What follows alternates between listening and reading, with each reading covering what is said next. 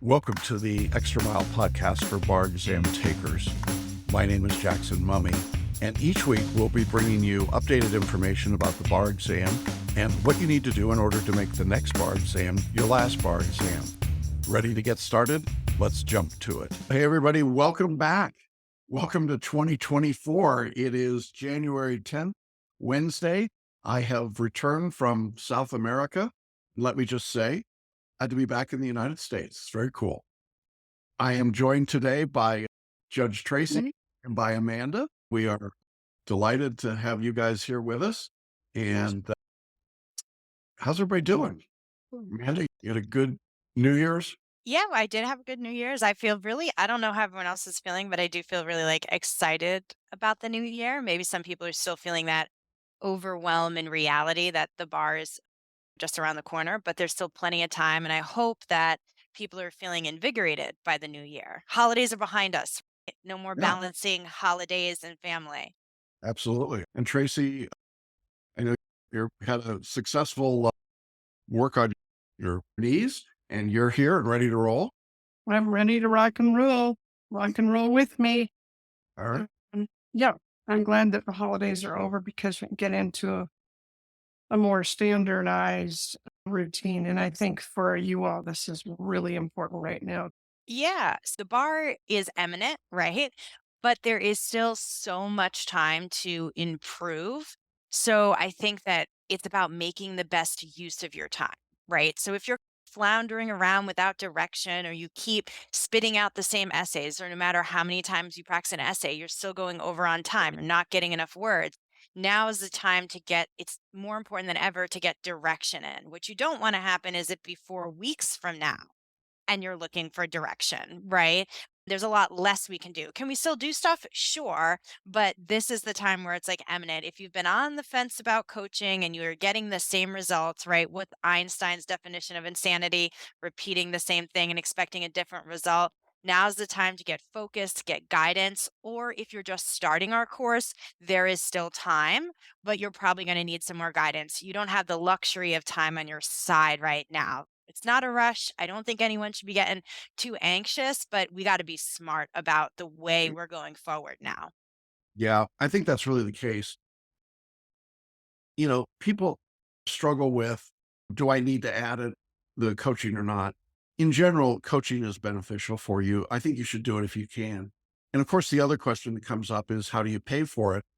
We've added these third-party companies, Klarna, Affirm, and Afterpay, which allow you to spread out the cost of the coaching over a period of months. And I would say that's a great way to do that. We do offer a 12-month payment plan, but it'll cost you a bit more to work that way, but it's certainly an option. You'll find all the links to the coaching calls or to the upgrade coaching packages in your online course in the upgrade center. And if you're having any trouble, just let us know about that. We'll be glad to assist you with that. But this is the time.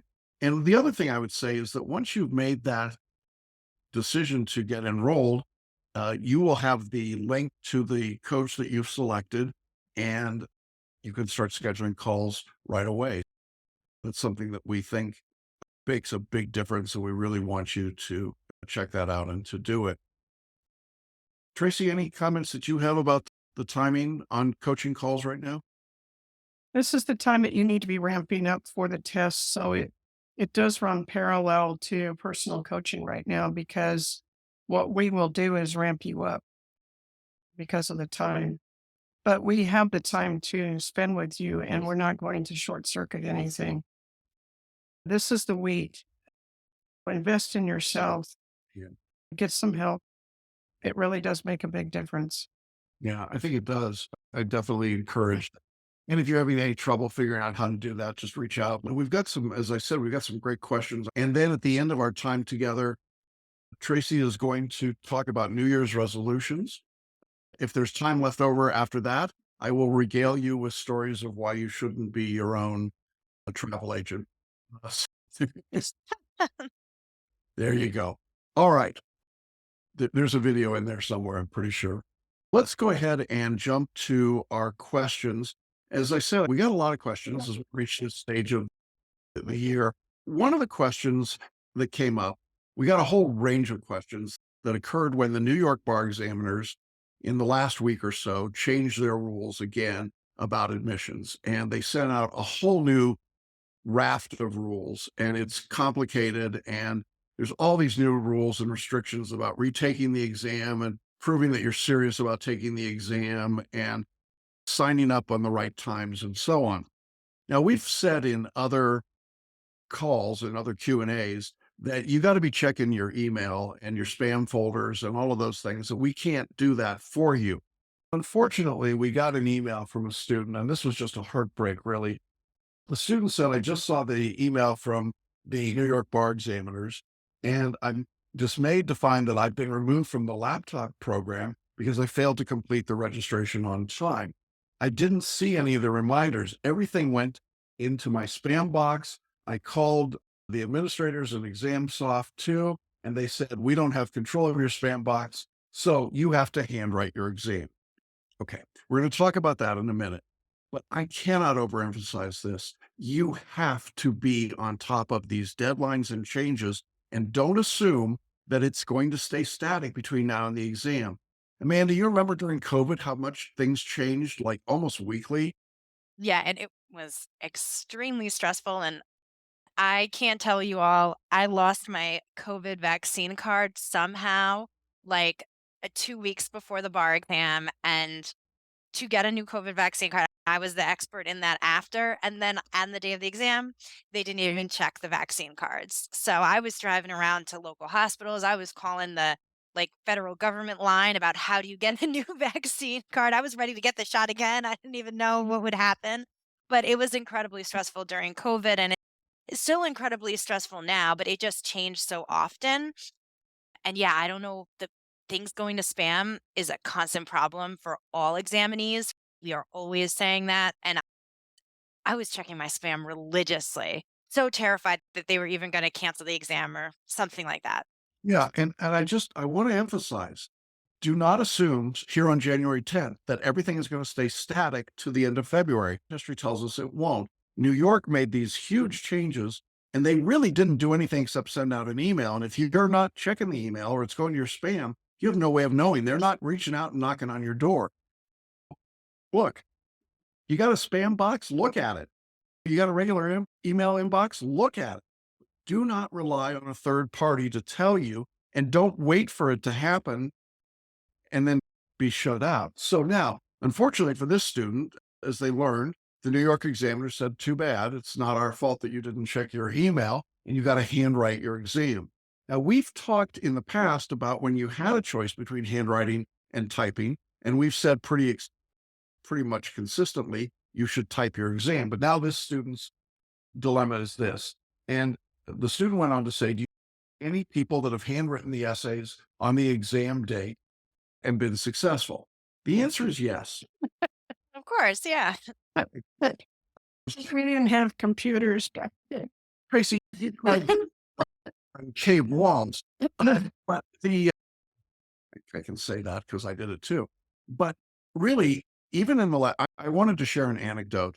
In the last exam in, was it July of 2023? I forget when it was. We had a California student who got to the exam and had mixed up what days each part of the exam was testing. They thought that the first day was multi-state. It wasn't. It was the written portion, and they didn't bring their laptop. And so suddenly they were really in a position where they either had to walk away from the exam or handwrite, and they handwrote the exam. And even in California, where repeat bar takers have a pass rate of zilch, basically 20%, they pass the exam. And it's an interesting story. You can pass when you handwrite. And here's the mantra that I use. If any of you are familiar with Marie Forleo, she's got a great approach to this. She says everything is figure outable. And it is. Everything is figure outable. You don't have to give up here. It's not ideal, but it can be done. So I want to talk about the strategies. And this student said, should I withdraw from the exam? So let me just start with this piece. I don't believe in this case that you should withdraw from the exam. Just say that. But what do you do now that you have to handwrite the exam? So I'm going to offer some suggestions, and then I'll turn it over to Tracey and Amanda. The first thing I would say is if you have to handwrite, put your computer away and now start handwriting everything. Handwrite essays, handwrite performance tests, do it all under time conditions. There's nothing that works like practice, and you got to get used to it.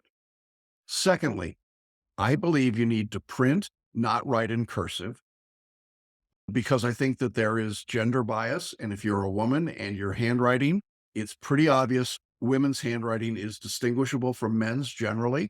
And that's something you want to be really careful about. So I would print. Third, you must use an outline format, that is, with headings that have Roman numeral 1 and a 3 or 4 word caption underlined, and then you write in paragraphs. Do not write stream of consciousness, even though you're handwriting. It still has to be FLA, and it's still got to be that structure that you're working through. Final suggestion I'll make, because I don't want to take up all of the oxygen on this topic, is that I think you need to get a brief outline before you start to write. You need to know generally what you're going to write and then start drafting it. This is particularly true with the performance tests. You cannot do what some of us used to do back in law school, which was we just wrote, and then we started drawing arrows saying, go here, look here, go here. These examiners will not accept that in any jurisdiction. So you got to be pretty organized about what you do. And then you got to be really concise. You don't have the luxury of extra words here. So you got to say what you mean and just get to the point. So there we go. Now, Tracey, back in the day when everyone hand wrote, those strategies held true back then too, didn't they? But yes, as far as I remember, I print and I'm sure. And the other reason for printing is it's easier to read. Yeah, totally. But the thing, if you're going to handwrite your exam, you need to start practicing now because our hands are used to typing now. They're not used to writing. And there's cramping and there's all kinds of anomalies to handwriting that we don't have on a keyboard. Yeah, that's really true. The good news is if you got a handwrite starting today, you got enough time to do it. It's a different thing if you just show up on the day of the exam. So I think there's that advantage.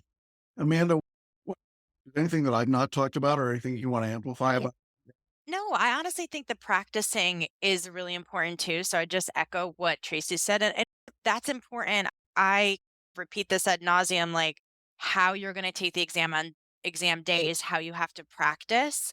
So we talk about not writing in Microsoft Word and using Notepad or one of those more blank screens to practice. And it's like the same thing with handwriting, right? If you're going to handwrite, use the same kind of pen that you're going to use, right? I mean, those kind of things matter because, like, your hand cramps and if the pen slipping, it's smearing, all those kind of little things kind of control. You don't have to be neurotic about it, but control what you can control, right? That only makes sense. Yeah, I think Jackson, so. let me add one other thing. Sure. I was meeting with a student this week who had taken the exam and forgot to bring the charging cord for her laptop and ended up losing power and had to switch to handwriting. Charging cords are not expensive. Go get a second one. Pack it now. Pack it so that you have it with you and you're not running around the morning of the exam trying to find it. That's just one of those things that you can control ahead of time.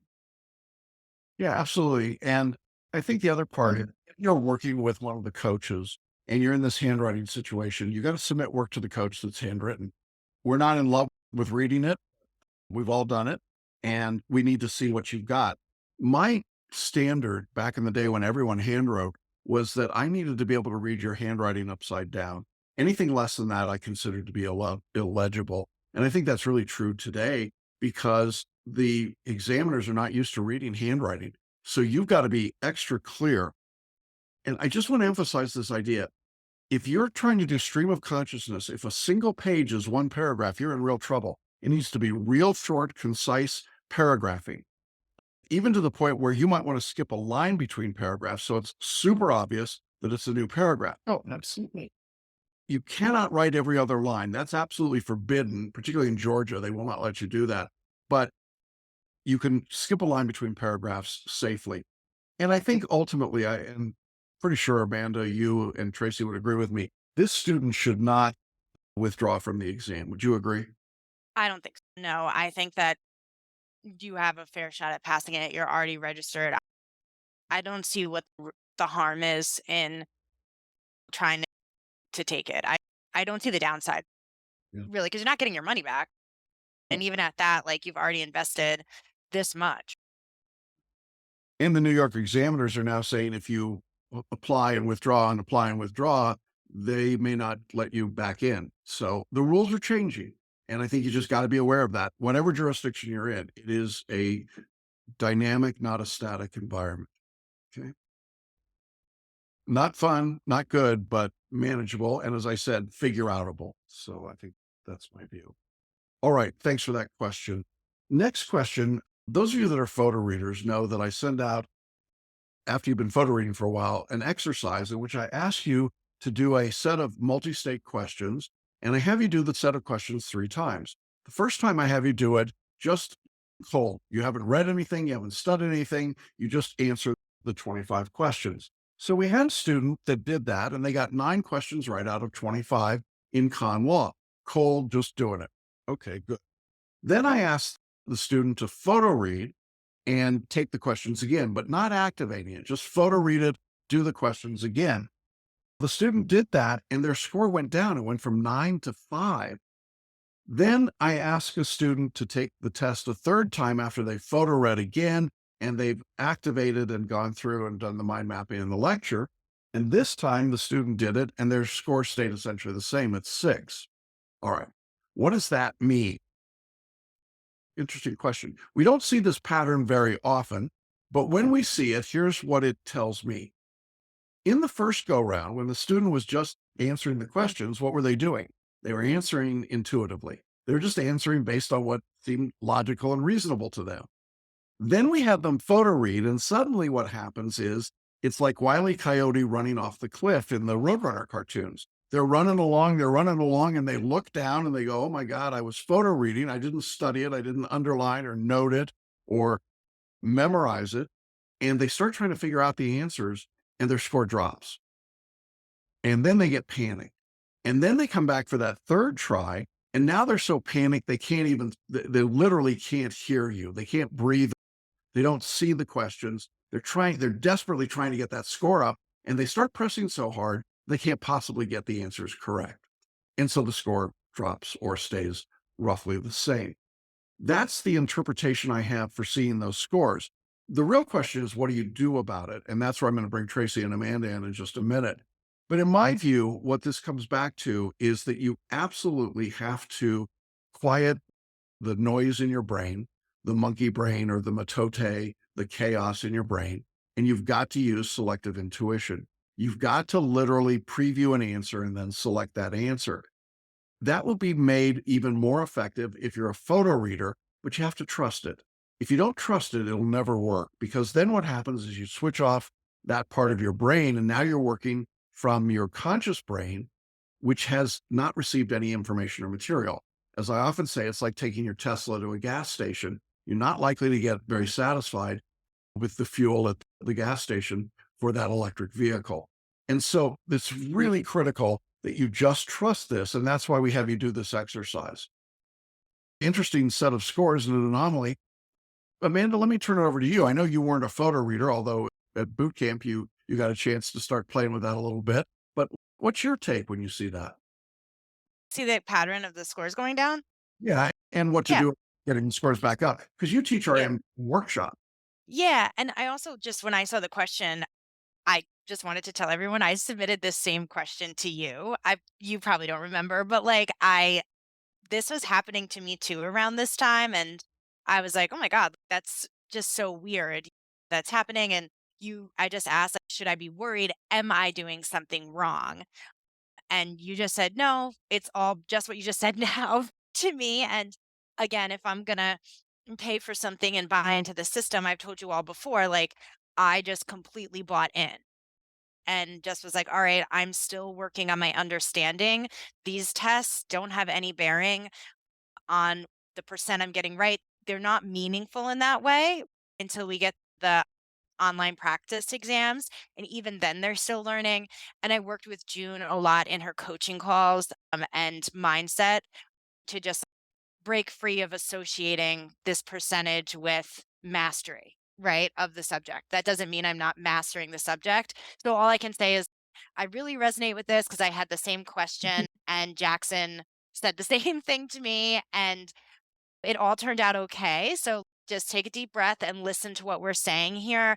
And it's really hard to undo what we've been taught that like the percent you get right is how smart you are and how much and you need to know everything right now, right? That's been feed into us through a lot of different from grade school, right?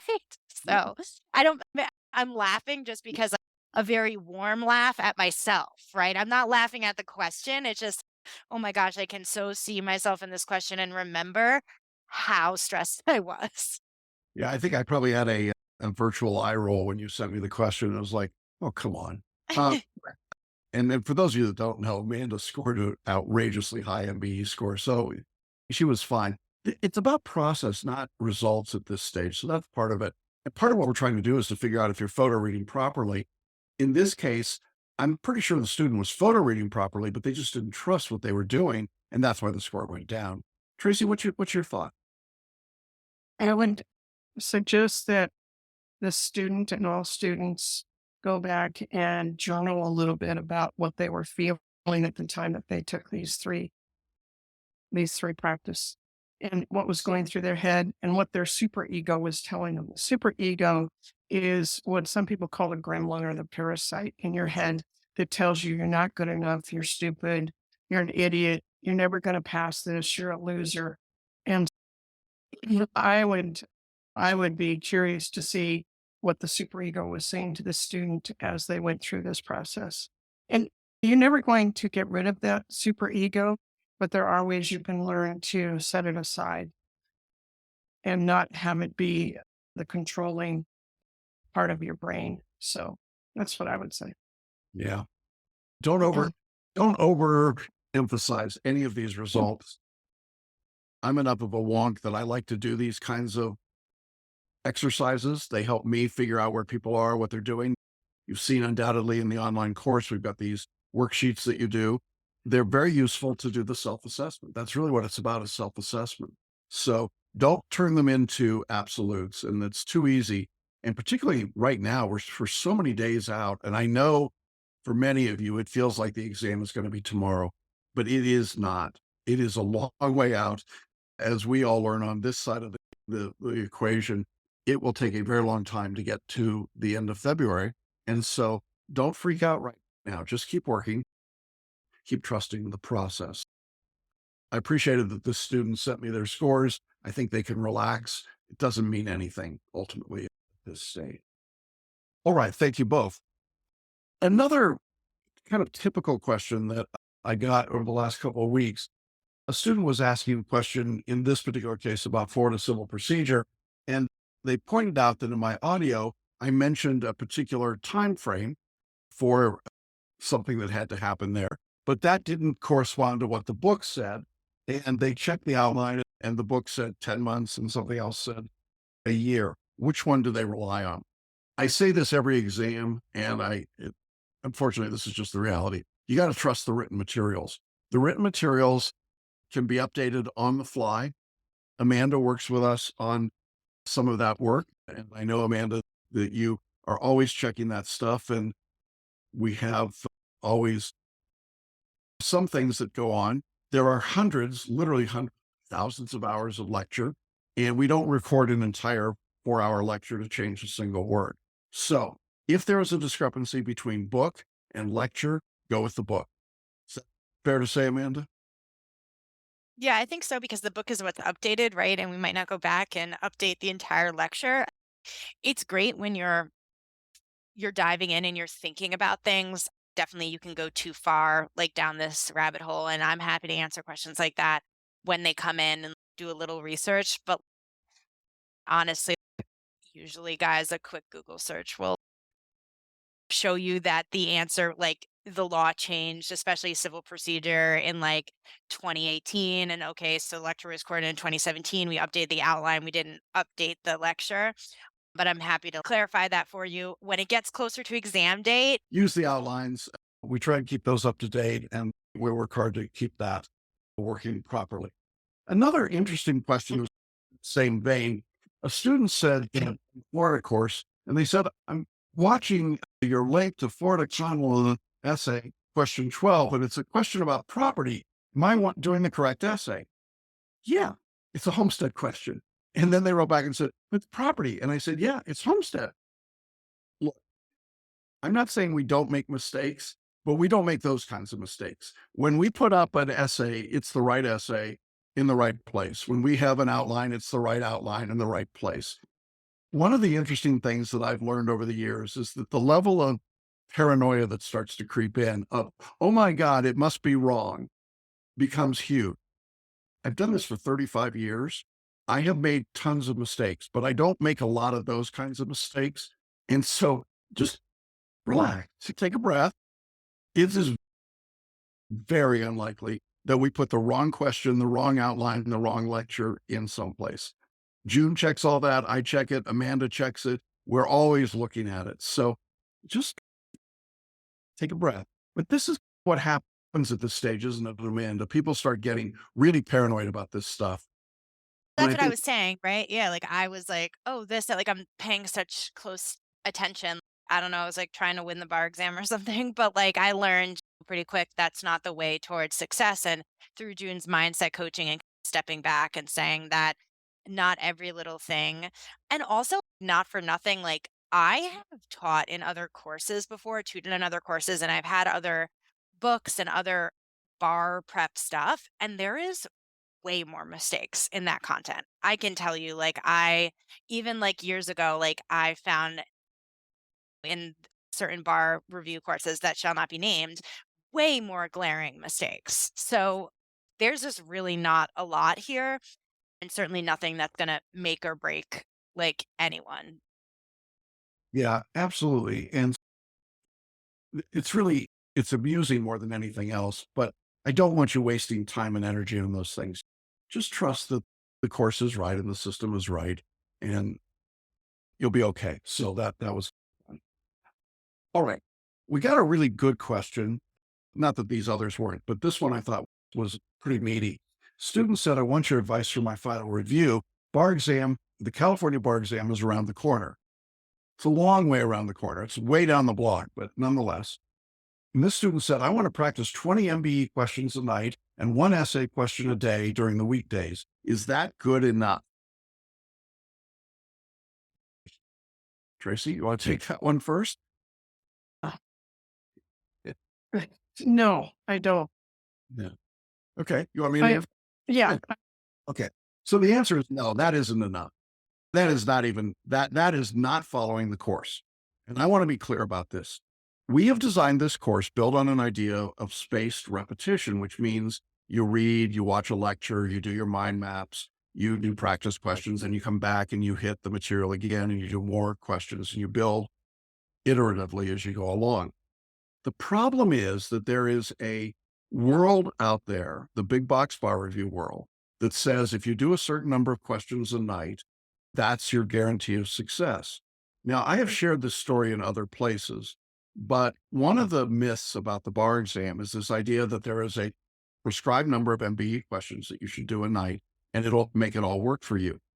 Where that myth came from was that the provider of an MBE supplement course got irritated traveling around the country lecturing and wanting to go into the restaurant or bar at night and was being harassed by students that they had lectured to during the day who were asking questions. And this particular individual, and remember, this is going back many years ago, basically said to get the students to leave him alone, he said, go do 50 questions a night.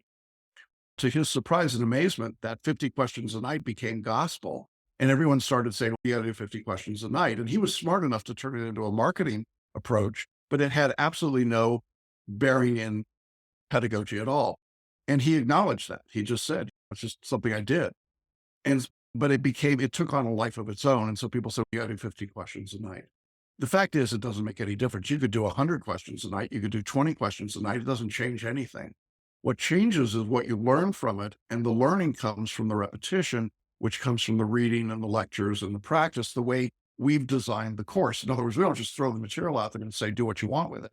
there is a structure that we want you to follow. So when somebody says, what I'm going to do now, and we are a full 6 or 7 weeks before the exam, I'm just going to do 20 MBEs and an essay a day. Why? What's the point? Go through the course, follow the course, do that the way it's structured, and that's your best way of getting through the exam. So sorry to throw that out to you that way, Tracy, but that's essentially what I was trying to get at, is that I just think doing question practice is not valuable. Amanda, what's your thought? Yeah, no, I completely agree. I don't think I get this question a lot too. I don't think there's any magic number that's going to help. It is interesting like that people think that, but I think it's quality, not quantity, or maybe some mix of both, right? But it's certainly not, oh, if you do this. And I do think at this point in time, students are looking for a guarantee. If I just do this, I'll pass. Like it's tangible. I can hold on to it so I can check a little box off. And unfortunately, the bar exam just is not like that. And it might you guys might all feel really good if we told you, "Hey, just do 25 questions a night and you'll pass," but that's just not true, which is why I think people in other bar exam courses come to us and say, "I did everything." No, you didn't. Right? You did the 25 question. They said I'd pass, but they said I'd pass if I did that. Like, unfortunately, like that's a lie, right? It depends on your learning style. It depends on how seriously you take those questions. Did you rush through them? Did they you give them the time they deserve? Did you review them? And people hang on, right? And I'm not in those courses, so maybe they talk about all that stuff too, but they hang on, students hang on to that. If I just do this one thing, right, Yeah. then I'll definitely pass. Yeah. I had a call from a non-student of ours this week who said that they had taken the UBE and they had done the other courses, all of their questions, and they had passed every question for the multi-state in that course. And then they got a 128 on the multi-state and they couldn't figure out why. And I said, well, it's not just about doing the questions, it's what you learn from it, how you do it, and it's also the quality of the questions. We're one of the very few bar reviews that actually uses licensed questions. The big boxes, for the most part, don't because it's too expensive for them. And so just doing questions by itself doesn't get you very far. I would also say just doing a random essay, while I think it's important to practice your essays, it's just not enough. You've got to have some focus and some structure. Now, this student did say that they wanted to use the rest of their time for outline and notebook review. I don't know exactly what they meant by that, but basically, what I really worry about are students that sort of jump off book. They start making up their own self-study program. And again, if we've got time, I'm going to tell you why trying to do it on your own off book is a bad idea. But I really think this student would benefit by just getting into the course, following the structure, doing the assignments as they see them. We've built the review into the course. You don't need to do it separately on your own. Tracy, anything else you want to add to that? Yeah. I don't know how the student knows that the essays are any good, Is that? Yeah. and you can check your MBE answers, but it really is helpful to have somebody who knows what they're doing check your essays. Yeah. And yeah, I would agree with that too, Jackson and like Tracy, the thoughtfulness behind it. Because like in my coaching, like I don't always recommend a specific essay, but I'll say, hey, it seems like you're at this turning point. What's a subject that's really weak for you? What's a subject you don't feel confident about? Okay, let's do that now. You have some guidance and really it's not like practice makes perfect, right? It's like perfect practice makes perfect. And I know we don't have to be perfect. We don't use that word a lot here, but still, like, you need some sort of thoughtfulness, not just you're falling down and you're just grasping at any branch that's going to keep you up. Yeah, absolutely. And look, we're good at the coaching part. These coaches, well vetted, they're good. And so you should take advantage of it for sure. All right. Two other quick questions, and we'll get to Tracy's discussion of New Year's resolutions. Student said, I need help with mind maps. What do you suggest? We do have lectures and webinars in the course about mind mapping. We also have a product called Bar Maps, in which we create your mind maps for you for every subject, at least the first couple of levels. And it's a great product. I encourage you to take a look at it. It will speed up your work in terms of mind mapping. Doesn't take away all of it because the real value of the mind map is the creation of it. But we create the superstructure so that you're not staring at a blank piece of paper trying to figure out what to do. So that would be my recommendation there. And then the last question, which is a big one that we're going to talk about a lot as we go forward. Students said, I'm wondering whether I should wait to take the next generation exam the 2026 bar instead of the current test. There was a student that was frustrated with their results and repeating. Tracy's been working on our material for next gen. It's going to be a very different test, but my take on this is you should absolutely be taking this bar exam. I would not wait the additional now 2+ years or more for this next generation exam. We don't know how it's going to be scored. We don't know what it's going to look like. We're beginning to get some bits and pieces here, but it is not a panacea. It's not going to solve the problem in and of itself. It's just a whole different test, and you got to start your learning all over again. So I would say absolutely, if you're ready to take a bar exam today, if you graduated law school, sit for this bar exam. Don't sit out. Tracy, does that sound right to you? Yeah, what we do know is that approximately 40% of the new tests will also be in the nature of MBE questions. And even the remainders of the exam, which will be performance tests, which if you're in a jurisdiction where you have to do MPTs, you're going to be doing that again on next gen, and a longer writing project. So it's really not appreciably different in terms of what you have to do. What's different is how they're going to go about testing it. And they don't really know yet. They're hoping to get some of it figuring it out by the summer. With the test questions that they've sent, I can tell you it's going to be harder in some ways because in the multiple choice, there's going to be up to 6 possible answers. And sometimes you have to pick the best 2 and sometimes just the best 1. And so I'm wading into this now, and I've been practicing law for almost 41 years now. I took the practice tests the other day and I thought, wow, okay, this is interesting. I'm having fun with it, but I don't suggest that you try to have fun with it right now. Stick with what's in front of you and let us worry about the next gen. And when we get it ready, if you're still with us, we'll reach out to you then. Yeah, absolutely. All right. Great. Thank you both. Tracy, let me turn this over to you for a minute here. It's 2024. It's a new year. You've got some resolutions you want to talk about? No, actually, I don't, because I failed on all of my New Year's resolutions already. Feel free to put it in the chat box if you want what your New Year's resolutions were. One of mine was to eat no sugar. Forget that. One of mine was to be at the gym every day. That has not panned out. I have not been able to be at the gym every day. One of them was to be nicer to my brother. That one I was able to handle because he was gone and I couldn't reach him for 10 days or so. But now that he's back, I have a chance to go after him again. But this is the thing about New Year's resolutions. I remember in practicing law, and I practiced people law, whatever could happen to a person is the type of law that I practiced. And in January, I always told my paralegal just log off an entire week to handle people who want to come in and get their wills done because that was their New Year's resolution. I got to get my will done. And so many of them didn't follow through after we gave them the information sheet to fill out. If you are thinking that this January 1st, you were going to have a New Year's resolution, my God, I'm going to study every day. Or like this one student, I'm going to take 20 MBE questions every day and write one essay every day. That is not sustainable. It's not a good way to prepare for this exam.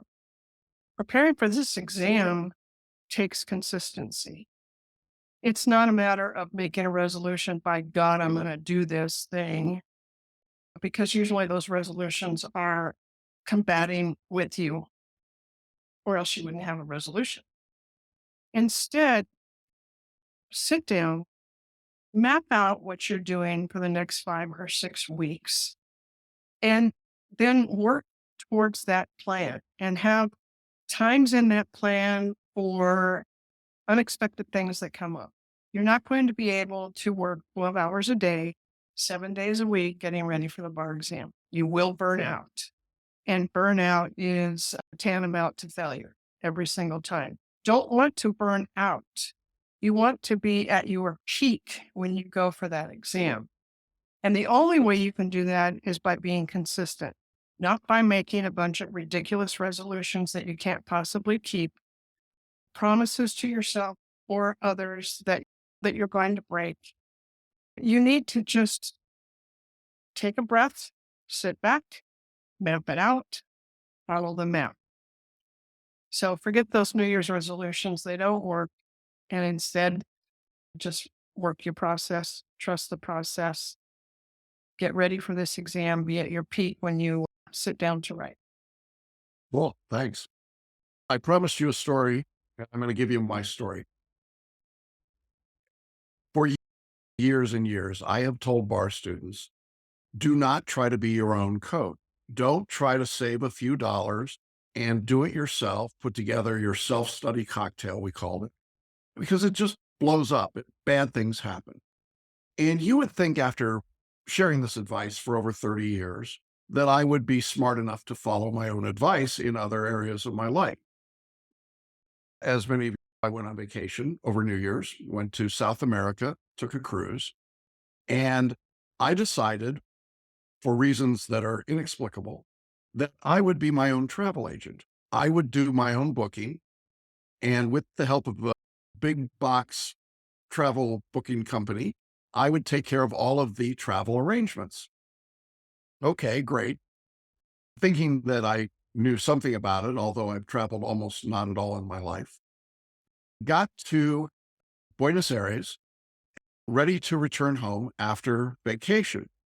And I had our travel documents, and I saw the airline and the airport, and all sounded good, and got on the tour bus to go visit Buenos Aires. And then the tour bus was going to drop us off at the airport. No problem. I've got this worked out. Arrived at the airport, stood in line for about an hour because it was Buenos Aires and a little crazy, and got to the front of the line and said, here's our documents. And the ticket agent said, oh, there's a problem. And I said, what's the problem? They said, well, you're at the wrong airport. And you're at the wrong airline.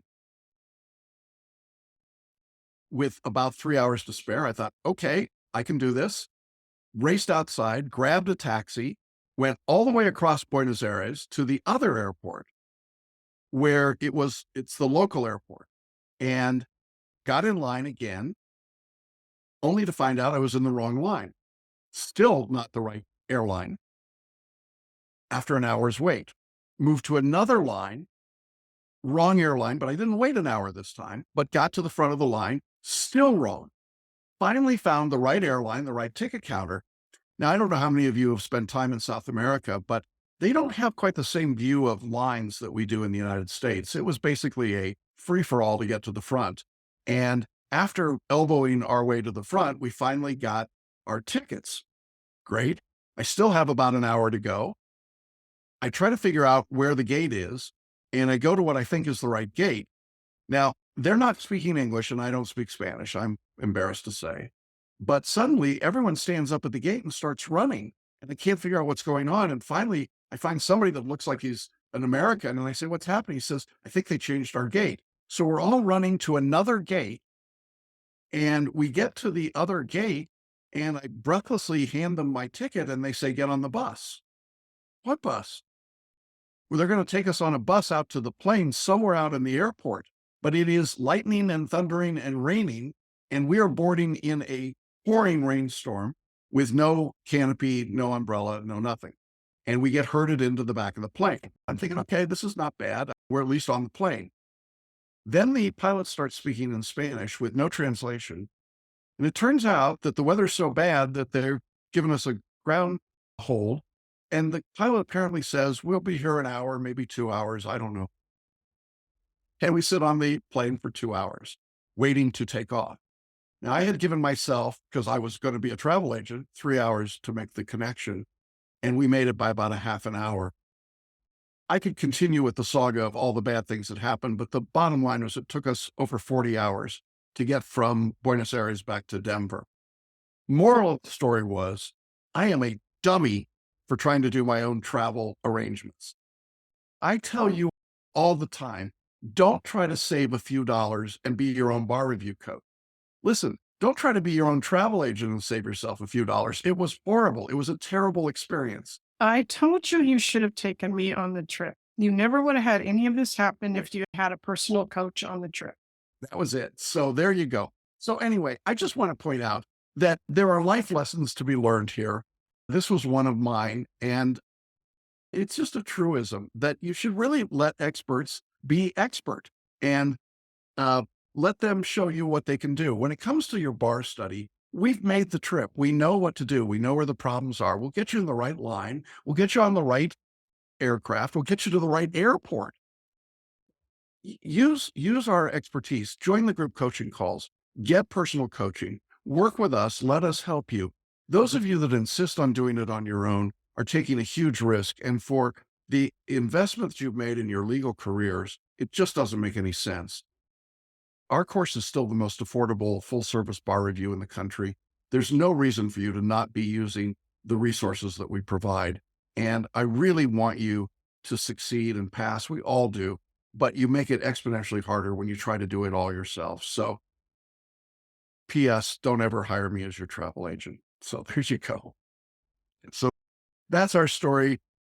I'm watching Amanda and Tracey giggle at me as I do this. That's the deal. Anyway, we will be back next week. Have no more travel plans, so I'm pretty sure I'll still be here. And we will see you all. There's a busy week of group coaching coming up. There's a lot going on. Check out the personal coaching opportunities. We think that they're helpful for you. And we will look forward to seeing Brianna and June next week. And hope everybody has a great study week. Thanks all of you for being here today. And we'll see you all next Wednesday. Bye-bye, everybody.